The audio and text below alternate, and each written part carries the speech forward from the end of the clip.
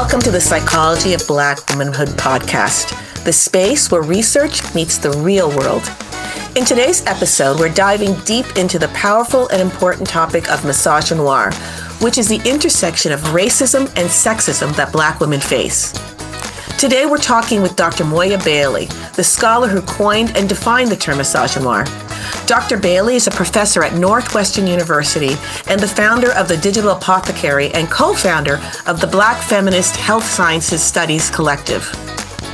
Her work focuses on marginalized groups' use of digital media to promote social justice, and she's interested in how race, gender, and sexuality are represented in media and medicine. She's also the digital alchemist for the Octavia E. Butler Legacy Network and the board president of the Allied Media Project. Dr. Bailey is also the co-author of #Activism, Networks of Race and Gender Justice, and author of Misogynoir Transformed, Black Women's Digital Resistance. Finally, she also directed and produced the forthcoming documentary, Misogynoir in Medicine.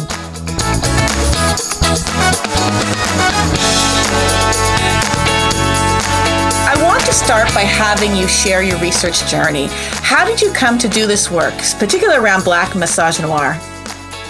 It's so interesting. This journey really started at Spelman College when I was just an undergraduate student, and I was involved in a small pushback against the rapper Nelly when I was, a student there. And he was interested in creating a bone marrow registration drive to support Black women getting access and getting on the donor registry for bone marrow. His sister had leukemia. And at the same time, he had released this video called Tip Drill that rather notoriously features this credit card swipe through a Black woman's butt. And so I was president of the feminist group on campus and had started to think about, what do these representations mean? How do they impact us? And so we wanted to ask him some questions, and it turned into this media firestorm. A few students wanting to ask some questions, and then it turned into Spelman students say no to Nelly, and there was a lot of vitriol directed at us as students for potentially subverting this noble cause that he had, even though we went on to have our own bone marrow registration drive. And so that was kind of my first real formulating of there's something specific, like people get really angry about Black women having some say in terms of how they're represented in popular culture. And I was going on to do a PhD in women's studies, looking at kind of medical representations of Black women. And what was interesting was that I found representations that matched some of the things that I was seeing in popular culture, that even in medicine, this place where we're supposed to be using science and reason, there are these really negative portrayals of Black women specifically. And so that's kind of the origin story of thinking about misogynoir. I definitely did not set out on this journey of dealing with representations of Black women in popular culture. I really thought I was going to go be a medical doctor and mind my business, but things took a different turn. It's so funny because I fully remember that incident on campus. I remember the video, and I probably saw you on the many news coverage articles about that and how important it was. But I think you're right. This is exactly one of the greatest examples of misogynoir and discussions that happened early around this. So you actually coined the term misogynoir back in 2008, which is really not that long ago. And I had read that you didn't realize that this term was going to go viral and it was going to, become part of the popular culture and become central in a lot of academic spaces. Can you share with us how you came about to creating this term? Yes. So as a graduate student at Emory University, I was doing this dissertation research on Black women's representation in medical literature. And I was looking at just after the turn of the century, so the 1910s, and looking at the segregated Southern medical school and how these medical students were thinking about Black women as potential patients. And there were in these yearbooks just these representations of Black women that were caricatures and, just the same kind of imagery that we see in popular culture now, or that I saw at the time. And so I was like, there's something very specific about how Black women are being represented that's different from how other women of color are being represented. And so I wanted to make that clear. So I played around with a few terms and landed on misogynoir, partially because noir has this film media connotation. When you think about film noir. And so that's the kind of the origin story. And I defined misogynoir as the anti-Black racist misogyny that Black women experience and people read as Black women experience. So it's definitely a way that people have come to represent Black women and people that they understand to be Black women in a very negative light. And from that, I have been really interested in, how people have taken it up. I was just thinking about this in the context of the United States because that's my area, what I was studying. But it's been really amazing to see how people have taken it up beyond a US context. But in the process of its proliferation, it's been amazing to see, me as a graduate student have this word move into the world in so many different ways. Still being in academia is interesting because I don't know that if I had been a professor when I created the term, it would have moved in the same way. It's interesting because I do think being a professor now gives the term some validity to people. People think that means something, but I definitely made it as a graduate student, and it moved online in non-academic circles first, largely in part to the work of Trudy, another Black woman who was really interested in thinking about these terms early on. And so Trudy and other Black womanists and feminists online helped the term circulate, and then it sort of made its way back to academia in this strange way. I am really surprised now that you talked about the way noir is tied to film.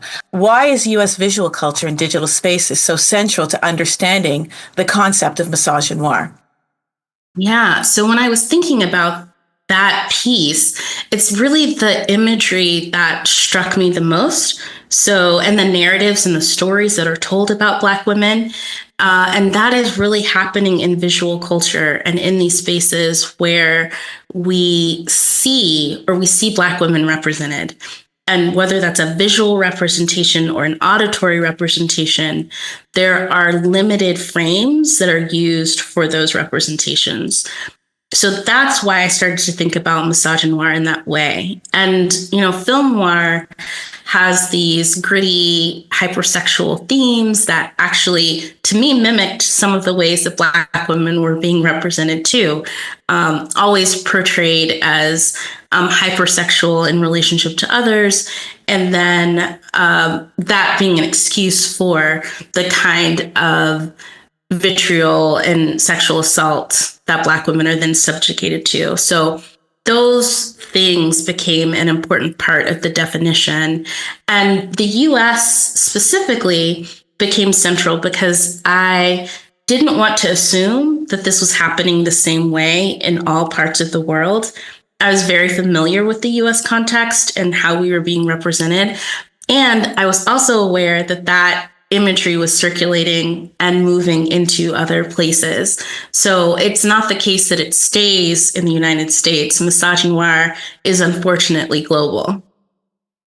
Yeah, and I think there's a lot going on in the broader world right now that is really relevant to misogynoir. We have Sean Combs, being charged for assault against primarily Black bodies.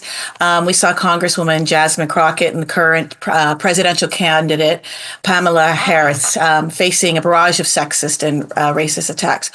Why is misogynoir so relevant for understanding these and other narratives playing out in American society today? I think looking at misogynoir is key because we're getting to the way that we understand Black women in our culture. if Black women are only ever represented as negation, if Black women are only ever represented as less than, it makes it harder for us to see Black women as potential people, as people deserving of care, regard, etc. And I really much feel like my thoughts about Black women are tied to the work of the Combahee River Collective and their statement. And, if Black women were free, it would necessitate the end of all systems of oppression. I think if we do the work to actually address misogynoir, it actually has this ripple effect for everyone. If we're actually addressing the kind of violence and vitriol that Black women experience, the ramifications, the potential ripple effect is enormous for all people. And I want us to really kind of zero in on that. How is AI contributing or maybe challenging misogynoir? So when I think about AI and misogynoir, I think we have to go back to the actual material resources that make AI. And unfortunately, that material resource is grounded in misogynoir. So when we think about the Democratic Republic of the Congo, where people are mining the minerals that power our digital devices and that power AI, a lot of the people who are doing that work are women, girls. And so that's a level of misogynoir that we don't actually think about. Misogynoir that's happening with the actual extraction of the resources. Mm-hmm. Then if we go to a layer just above, we're looking at what happens once this AI is produced and how AI has all of these embedded biases that we have as humans. Toni Morrison says, love is never better than the lover. Technology is never better than the society it comes from. And so our AI is very much embedded with misogynoir. And so it shows up in all of these ways in terms of how Black women get represented in AI functions. I did a talk where I was using Midjourney, which is an AI animation tool. And when I do or try and get the AI to create an image of a Black woman, it assumes that I mean a light-skinned, thin Black woman. I have to put in a lot of extra words to get someone who looks a little bit like me. And that, to me, says something about how AI is programmed. There's an assumption and there's a default, and most of us don't fit that. So clearly Black women are central to this concept, but you also shine a specific focus on queer and trans Black women. Why is it important that there are communities built around Black, queer, and transgender women, such as web shows and hashtags like Girls Like Us? How does this benefit both those communities and people outside those communities?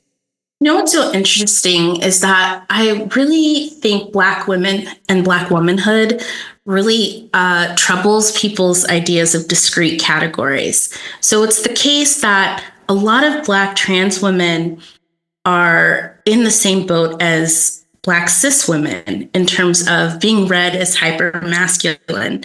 That is something that is shared despite people being cis or trans.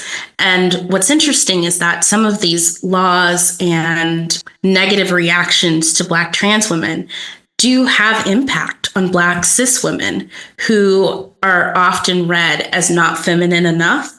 So I do think it's important for us to look at what potential solidarities are there.